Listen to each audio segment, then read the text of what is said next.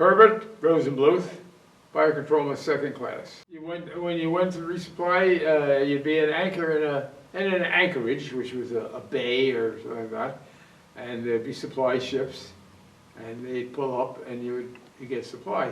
Or if you say you had equipment that was malfunctioning, and you happened to be in the area, because you had spares. But if you didn't have enough spares, so you had to be the spares, and you'd be tied up when you came into an anchorage. When I say an anchorage, it's a place where you drop anchor. You're not tied up to anything.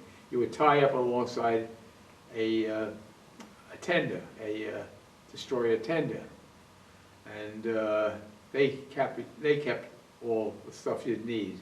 So you gave them the one that malfunctioned, and they'd give you a new one.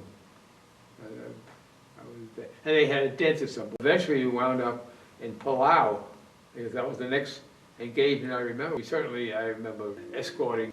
Well, they'd just be alongside us, and we had to stay with them until they got there, because we could be faster than they were. That wasn't any good. Had to stay with them until we were given orders, or the captain had orders to turn around. Of course, you couldn't. We'd done our job. There's no point in just hanging around. But get out of there. You didn't want to run aground. That's the worst thing that could happen. Go too far, and you run aground. After Peleliu, then we did go over.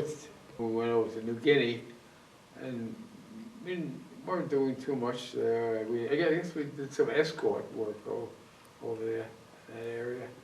And we were preparing for the first Kamikazes. Lingayen, when we first had, and of course then I was off when at Iwo Jima, and well, I guess when we first had them, see them flying around, we were told they're kamikaze. It didn't mean anything to us, and what they're going to do, they're diving. We didn't know, at least I didn't know, whether, say, the plane had been hit, and they figured, well, as long as he's hit, he's going to go and come down and hit some. Matter of fact, we did that. We had planes that when the guy knew he was going to crash, he crashed into a target.